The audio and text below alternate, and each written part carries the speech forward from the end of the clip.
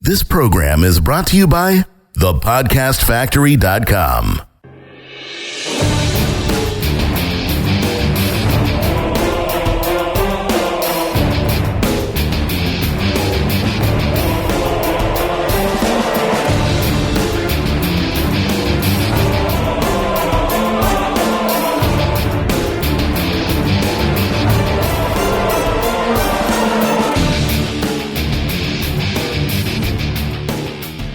Welcome back to Death, Glory, or Disappointment. Yes, we've been M.I.A, but I went in search and I found the man. He's been hiding out on us, Mr. Dan Meredith. Where the hell have you been?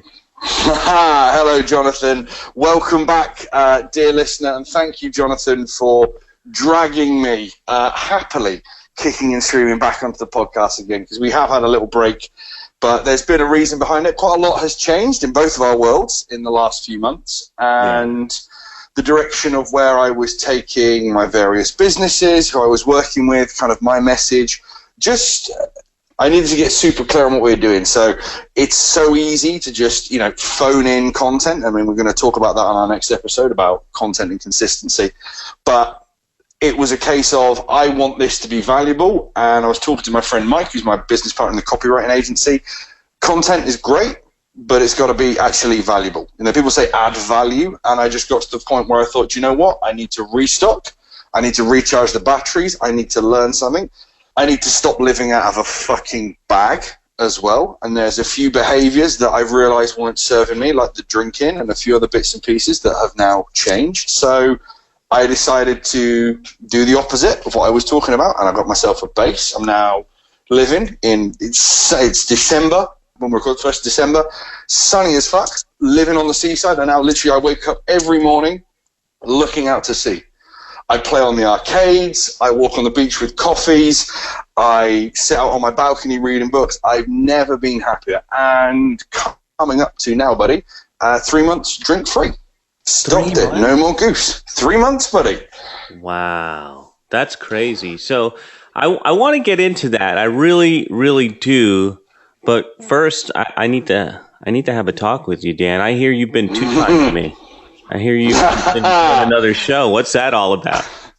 So this is kind of one of the things where I wanted to kind of differentiate, because I think what I want to keep with Death, Glory, and Disappointment is it's more entrepreneurship and business and kind of the world that we're in, Jonathan. So I want to kind of keep this show aimed at that with a little bit of Dan vulgarity sprinkled over the top.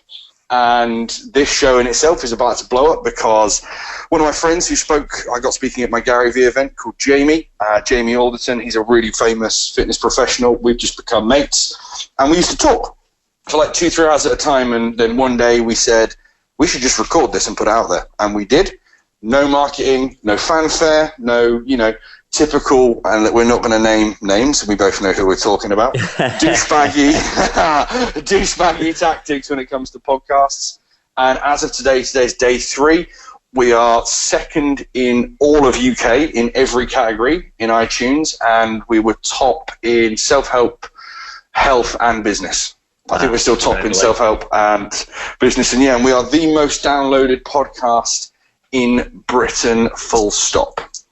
Wow. Well, that's awesome, but I did want to get the differentiation. And you know what really shocked me, though, was when you were talking about this in Coffee with Dan, people didn't know you had a show. They didn't know you had a podcast. I'm like, what the hell? We've got nearly 30 episodes. What's wrong with you? I know. And I think the thing is, because since we've spoken, I said quite a few changes in my personal life, getting a fixed base. I was living out of a bag when we last spoke, obviously knocking the drink on the head. Someone very dear to me basically gave me some advice, and you can tell people you want to stop things and you want to change your habits, but ultimately you have to be ready to do it yourself. And I decided that person's opinion meant an awful lot to me, and I just stopped. It was literally a dead stop. So quite a few personal things have changed, and I've got back into my training again. I'm looking pretty hench as we speak right now. And we've had, I've been getting a bit frustrated with, the amount of effort I was putting into Coffee with Dan and a few other businesses, and I came up with this random idea of, the film The Purge. Yes. So I wasn't going to go around killing people.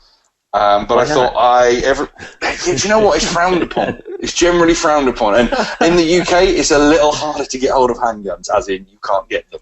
So a little bit trickier here in Britain. But no, I just thought, I mean, you've had this, and we've spoken about this before. There are people in your life who just take. And I realised, I bring in people like yourself and my other kind of like expert friends to kind of give advice and help. And I'm always, every day, show up, put content out, help people out. That's what we do. And I just noticed in people weren't being as interactive or as grateful, and quite frankly, people were just not making me happy. So I said, right, fuck it. Everyone wants to grow the biggest Facebook group, the biggest following. I don't. I want loyal followers who are on the same mission as me. So we cut out 2,500 people in 2 days. We just got rid of many? Yeah. We went from 9,000 to, what was it, 6.5. Wow, that is awesome. I thought you were getting a little crazy. Yeah, that was awesome. No, we purged coffee with Dan, we purged espresso with Dan, we got rid of some people out there. Even though they were paying me, I'm like, you're not interacting, I don't want you in here. Some private clients, some equity deals, just cleared the decks. Just like, if it's not making me happy, there's an old Dan Kennedy quote my mentor told me, and it's like, if you think about it and it makes you unhappy 3 days on the trot, like it's the first thing you think about, get rid of the fucker. So it's gone. And the group's buzzing. I'm happy. I feel a lot more renewed. And that was the thing, the first time ever since I've started on this journey, I kind of experienced creative burnout. And, I was sat there looking at my phone, and usually I don't ever have to think about writing anything. There's always stuff going on in my head. And I kind of finally experienced what a lot of my clients have experienced, that I just sat there and had nothing to say. And I realized I needed to take some time away from a few of the mediums that I was doing, step back. I think time is very precious, and if I'm going to take 20 minutes of someone's time to listen to today, or watch a 5-minute video, or the 2-hour one I'm doing with Jamie, or a talk of mine, whatever it is, the value's got to be there. And I just felt, until I had restocked my kind of creative batteries, I didn't want to do it anymore. So just took a pause. I mean, living by the sea has been life-changing for me. I mean, genuinely, I've never been this happy. I feel like I found my home. Brighton is kind of a bit, I don't know how to describe it. Maybe think somewhere like Boulder or San Fran is just a bit kooky. It's a bit odd, very liberal. No one gives a fuck what you do. It's a very open place, and I feel at home. And ever since I've moved here, mate, it's just got better and better and better. And honestly, the amount of good shit that has happened since I've actually just took some time out, doing things like reading books, going for walks, having little trips away, seeing different countries, spending time with friends, which I hadn't done because I've been so focused on business, has really brought me back to being Dan again. Wow. And so what would you say to those people out there? Because look, and I'm going to throw one of your buddies under the bus here, but you look at somebody like Gary Vee, who you had an event with, he's like, grind, man, grind till your teeth fall off, and then you're bleeding and all that stuff. And so you're talking about time off, and I don't ever hear Gary Vee talk about that. So where do you stand on that? Yeah, do you know what? I've got friends who are on, say, like the Gary spectrum, who are like, balls to the wall, hustle, grind, all that kind of good stuff, yeah. Then I've got my other friends, and I call them my little woo-woo friends. They're lovely. They're all about the universe and peace and flow and ease. And I'm like, okay, both sides work, not forever. It is genuinely about balance. I went full Gary, let's put it that way. And obviously, relationships and health suffered.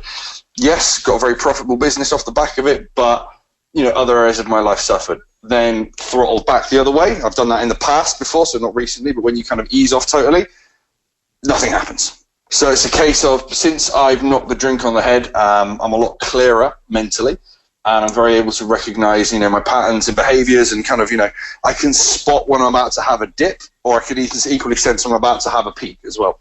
So really? It's been a case of just, I can pretty much judge it from my output of content. If I suddenly start posting more and more and more, and I find myself more and more happy, that's the kind of point where I'd have like one of my little crazy episodes.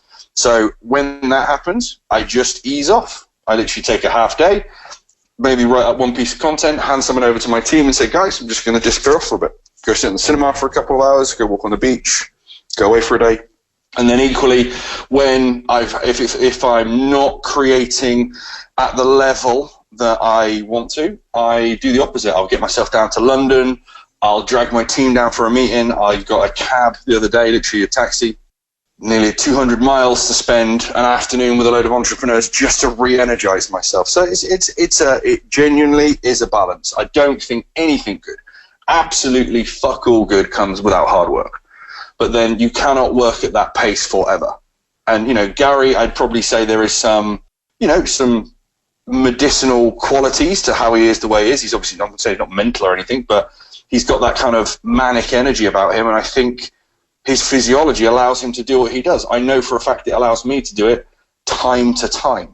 And I've just, instead of always being foot down, I've just realized that sometimes, well, actually the best thing you can do is time to time take time off. And as entrepreneurs, business owners, we don't do it. We let things slide. We put pressure on people that we shouldn't.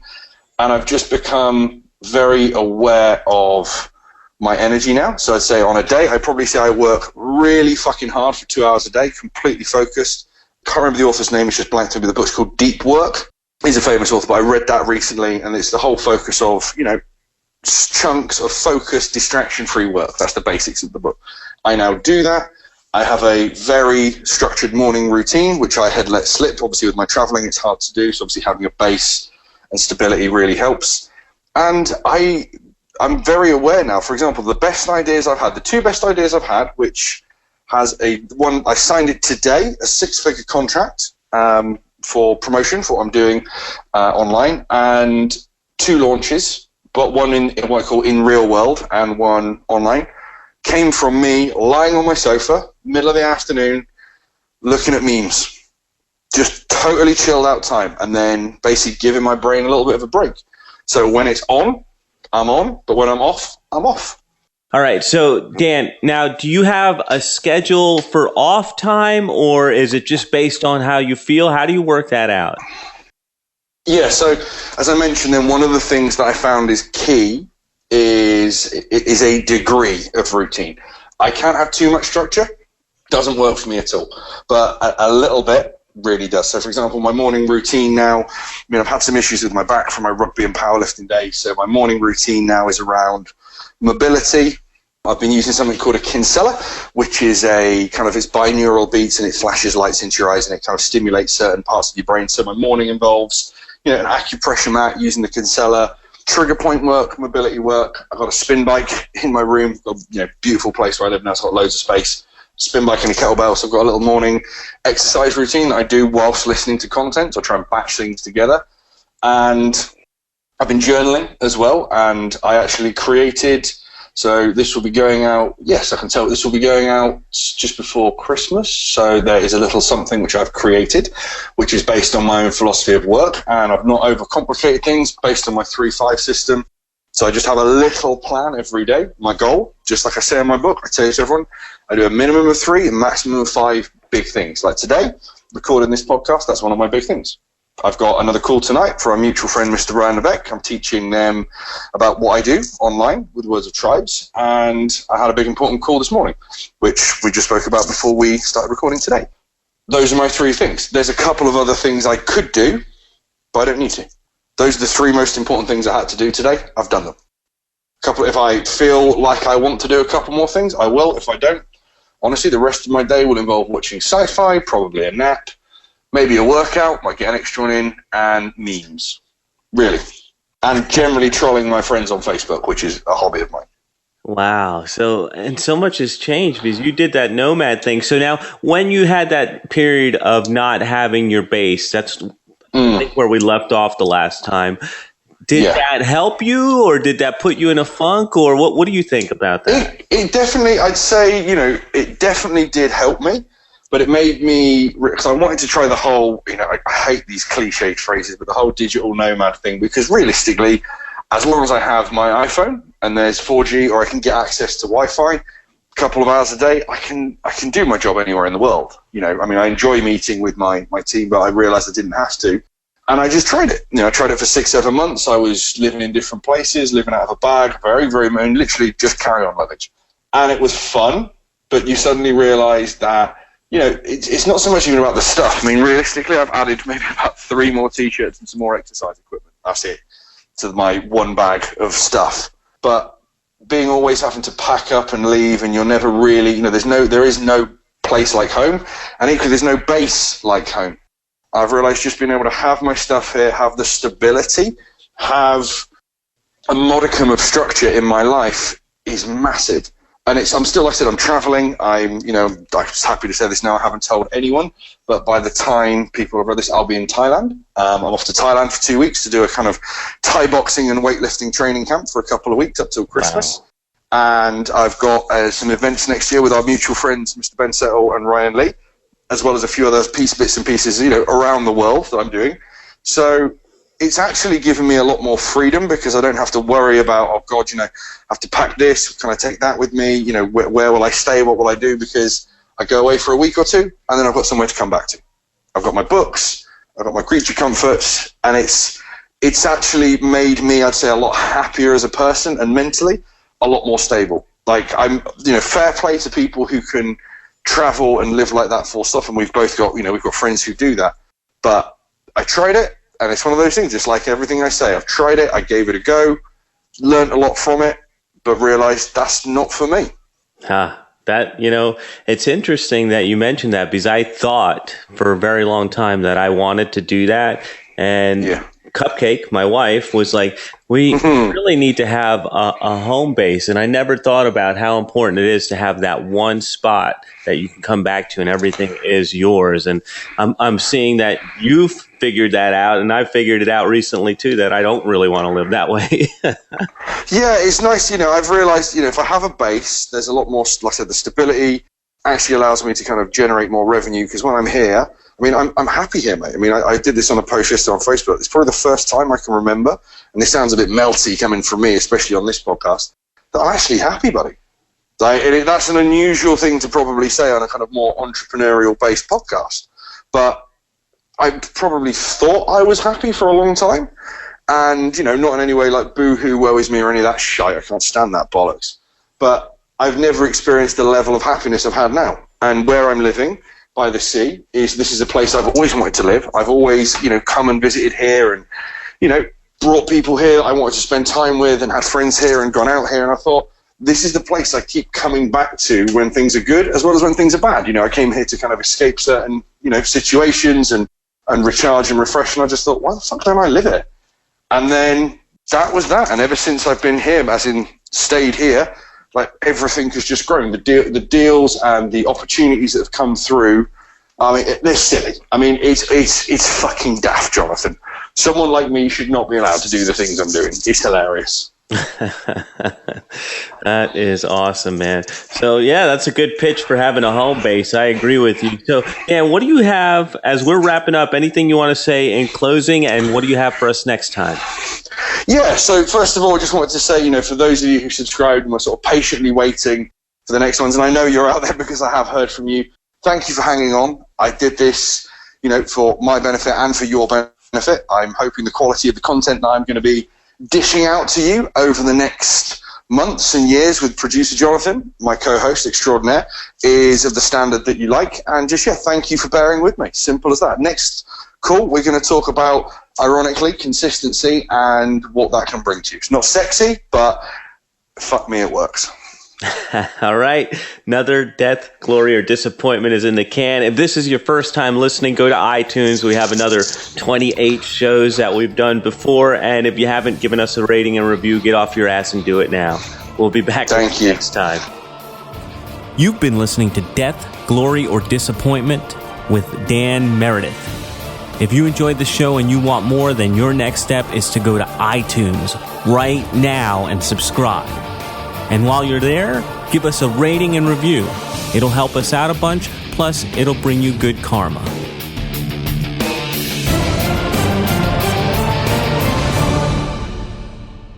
This is thepodcastfactory.com.